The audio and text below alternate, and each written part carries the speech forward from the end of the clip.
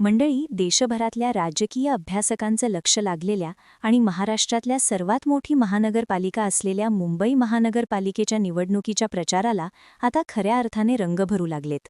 आघाडी युतीची गणितं जमल्यानंतर, उमेदवारी अर्ज दाखल करण्यापासून मागे घेण्यापर्यंतचे सोपस्कार पूर्ण झाल्यानंतर आता सर्वच राजकीय पक्षांनी प्रचारासाठी जोरदार मोर्चेबांधणी सुरू केली आहे.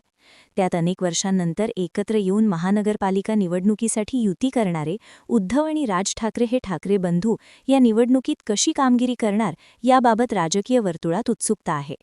शिवसेनेत पडलेली फूट आणि त्यानंतर ठाकरे बंधूंनी एकत्र केलेली युती या दोन महत्त्वाच्या घटनांनंतर होत असलेली मुंबई महानगरपालिकेची ही पहिलीच निवडणूक असल्यानं या निवडणुकीत ठाकरे गट आणि मनसे या ठाकरे बंधूंच्या पक्षांची युती कशी कामगिरी करतेय याकडे सर्वांचंच लक्ष लागलंय.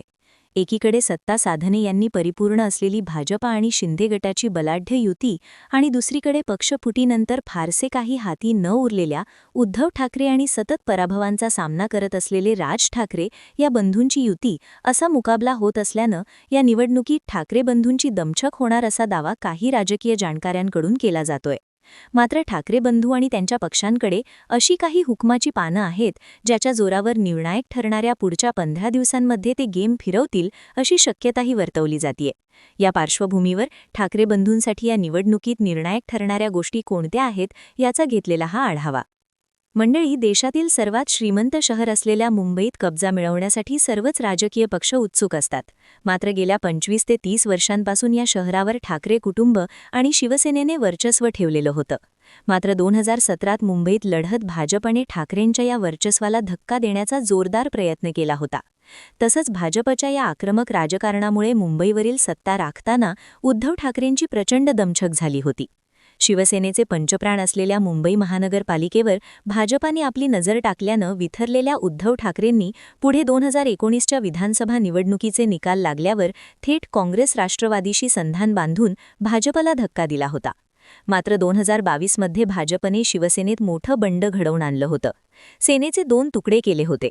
तेव्हापासून उद्धव ठाकरे हे त्यांच्या आणि त्यांच्या पक्षाच्या राजकीय अस्तित्वासाठी झगडत आहेत.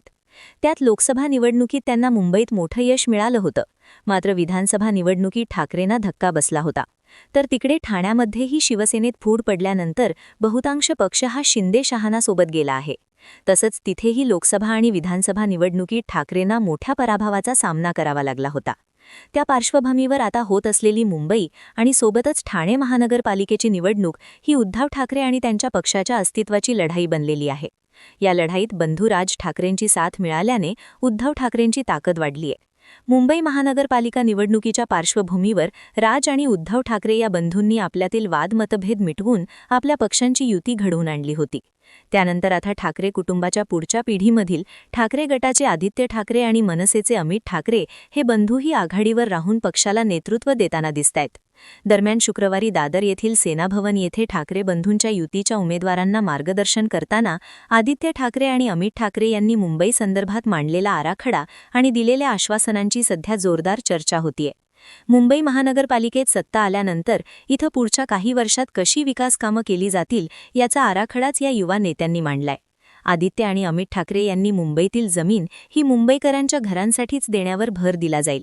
ही जमीन विकास कामांसाठी न देता तिथे गिरणी कामांसाठी, बेस्ट कर्मचाऱ्यांसाठी, पोलीस कर्मचाऱ्यांसाठी घरे बांधण्याची योजना आहे. त्यासाठी मुंबई महापालिका स्वतःचं गृहनिर्माण धोरण तयार करेल आणि त्या माध्यमातून 1 लाख घरे निर्माण करण्याची योजना आहे असं सांगितले. सध्या मुंबईत राहणं परवडणार नसल्याने मुंबईतून परांगदा होत असलेल्या मराठी माणसांच्या दृष्टीने हे मोठं आश्वासन आहे. तसंच त्याचा सकारात्मक परिणाम होऊन मराठी मतदार ठाकरेंकडे वळू शकतो. याचबरोबर मुंबईतील सार्वजनिक रस्ते वाहतुकीचा कणा असलेल्या बेस्ट बसमध्ये आमूलाग्र बदल करण्याची आपली योजना ठाकरेंच्या युवा पिढीने यावेळी मांडली. मुंबईकरांच्या खिशाला परवडेल असा बेस्ट प्रवास देण्यात आमचा भर असेल. त्यासाठी तिकीट दरवाढ कमी करून ती 5, 10, 15, 20 रुपये केली जाईल. बेस्टच्या ताफ्यात 10,000 इलेक्ट्रिक बस सामील केल्या जातील. तसंच 900 डबल डेकर बस खरेदी केल्या जातील. बंद झालेली जुने मार्ग पुन्हा सुरू करण्यावर भर दिला जाईल असं आश्वासन देत सर्वसामान्य मुंबईकरांच्या किफायतशीर प्रवासाच्या प्रश्नावर त्यांनी भाष्य केलंय. याचबरोबर आदित्य ठाकरे यांनी आपण शहरातील सार्वजनिक आरोग्यावर भर देणार असल्याची माहिती दिलीय. तसंच पालिकेची स्वतःचं कॅन्सर रुग्णालय असेल असेही आदित्य ठाकरेंनी सांगितले. तसंच पालिकांच्या शाळांमध्ये 12वीपर्यंत ज्युनियर कॉलेज सुरू करण्यात येईल. तसंच सर्व माध्यमांच्या शाळांमध्ये बोलतो मराठी हा उपक्रम सुरू करणार असल्याची माहितीही यावेळी आदित्य ठाकरेंनी उमेदवारांना दिली. तसेच 700 फुटांपर्यंतच्या घरांना करमाफी, कष्टाची कामं करणाऱ्या महिलांना 1500 रुपये मानधन, तरुणांना अर्थसहाय्य, 100 युनिटपर्यंत वीज माफी अशी आकर्षक आश्वासनंही त्यांनी दिली आहेत. एकीकडे भावनिक राजकारण असलेल्या ठाकरेंकडे मुंबईकरांच्या विकासासाठी काही विजन नसल्याचा आरोप विरोधकांकडून सातत्याने होत असताना आदित्य आणि अमित ठाकरे यांनी मांडलेल्या या आराखड्यांमधून ठाकरे बंधूंच्या युतीने जोरदार प्रत्युत्तर दिले.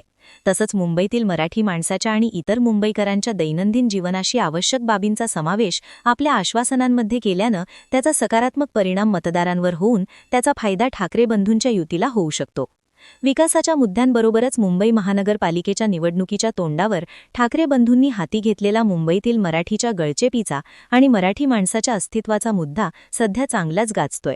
गेल्या विधानसभा निवडणुकीत ठाकरे गटाला दारुण पराभवाचा सामना करावा लागल्यानंतर घडलेल्या अनेक घडामोडींमधून उद्धव आणि राज ठाकरे या ठाकरे बंधूंना एकत्र आणण्याची चर्चा नव्याने सुरू झाली होती. त्यातच महाराष्ट्रातील शाळांमध्ये पहिलीपासून हिंदी शिकवण्याच्या सरकारने काढलेल्या अध्यादेशामुळे मराठीची गळचेपी होत असल्याचं वातावरण निर्माण झालं होतं. तसंच या विरोधात मोर्चाच्या निमित्ताने एकत्र आलेल्या ठाकरे बंधूंच्या ठाकरे गट आणि मनसे या पक्षांची युती आता बऱ्यापैकी घट्ट झालीय. मुंबई महानगरपालिकेची ही निवडणूक मराठी माणसाच्या अस्तित्वाची लढाई आहे. यात पराभव झाला तर मुंबईतील मराठी माणसाचं अस्तित्व धोक्यात येईल. केंद्रातील सत्ताधारी असलेल्या पंतप्रधान नरेंद्र मोदी आणि गृहमंत्री अमित शाह यांचा मुंबई महाराष्ट्रापासून तोडून गुजरातला जोडण्याचा डाव आहे. मुंबईतील उद्योग बंद पाडून गुजरातला नेले जात आहेत. तसंच मुंबईतील जमीन अदानीसारख्या उद्योगपतींच्या घशात घातली जातीये. त्यामुळे हे सर्व रोखण्यासाठी मराठी माणसानं एक होऊन लढलं पाहिजे असे भावनिक आवाहन ठाकरे बंधूंकडून केलं जात आहे. तसंच त्याला गेली अनेक वर्ष मुंबईत सातत्याने गळचेपीचा सामना करत असलेल्या मराठी माणसांकडून प्रतिसादही मिळतोय. त्यामुळे गेल्या काही वर्षात ठाकरे बंधूंना सोडून गेलेला मतदार मोठ्या प्रमाणावर पुन्हा एकदा ठाकरेंकडे वळण्याची चिन्ह दिसतायत. याशिवाय मराठी, मुंबई आणि महाराष्ट्राच्या अस्मितेसाठी ठाकरे ब्रँड टिकला पाहिजे अशी मांडणी गेल्या काही काळापासून ठाकरेंचे पक्ष आक्रमकपणे करतायत. त्यात सध्या खरी शिवसेना कोणाची हा प्रश्नही निर्माण झालाय. 2022मध्ये एकनाथ शिंदेंनी बंड केल्यानंतर शिवसेनेत फूट पडून पक्षाचे 2 गट झाले होते. त्यात शिंदेंच्या नेतृत्वाखालील गटाला शिवसेनेचं नाव आणि धनुष्यबाण चिन्ह मिळालं, तर तेव्हापासून उद्धव ठाकरे यांना नवं नाव आणि मशाल या चिन्हासारं पुढील राजकारण करावं लागतंय. शिंदे गटाला धनुष्यबाण चिन्ह मिळालं असलं तरी खरी शिवसेना आपलीच असल्याचा दावा ठाकरे गटातून नेहमीच केला जातो. त्या पार्श्वभूमीवर ठाकरेंचं बलस्थान असलेल्या मुंबई आणि शिंदेंचा बालेकिल्ला असलेल्या ठाण्यांमध्ये ठाकरे गट आणि शिंदे गटातील मुकाबला वैशिष्ट्यपूर्ण ठरलाय.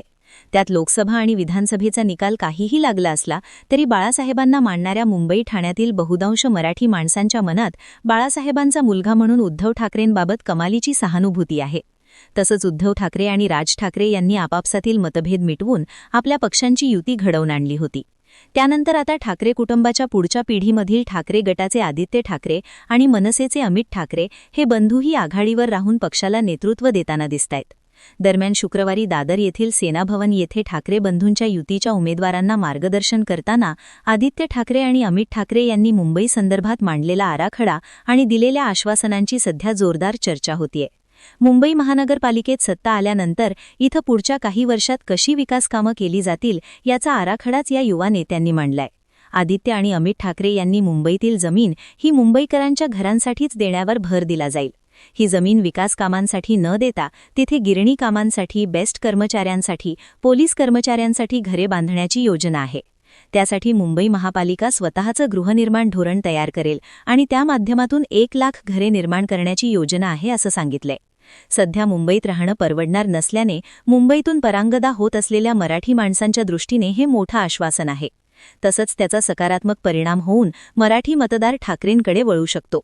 याचबरोबर मुंबईतील सार्वजनिक रस्ते वाहतुकीचा कणा असलेल्या बेस्ट बसमध्ये आमूलाग्र बदल करण्याची आपली योजना ठाकरेंच्या युवा पिढीने यावेळी मांडली. मुंबईकरांच्या खिशाला परवडेल असा बेस्ट प्रवास देण्यात आमचा भर असेल. त्यासाठी तिकीट दरवाढ कमी करून ती 5, 10, 15, 20 रुपये केली जाईल. बेस्टच्या ताफ्यात 10,000 इलेक्ट्रिक बस सामील केल्या जातील. तसंच 900 डबल डेकर बस खरेदी केल्या जातील. बंद झालेली जुने मार्ग पुन्हा सुरू करण्यावर भर दिला जाईल असं आश्वासन देत सर्वसामान्य मुंबईकरांच्या किफायतशीर प्रवासाच्या प्रश्नावर त्यांनी भाष्य केलंय. बातमी आवडली असेल तर पुढच्या चॅनलला सबस्क्राईब करा. धन्यवाद.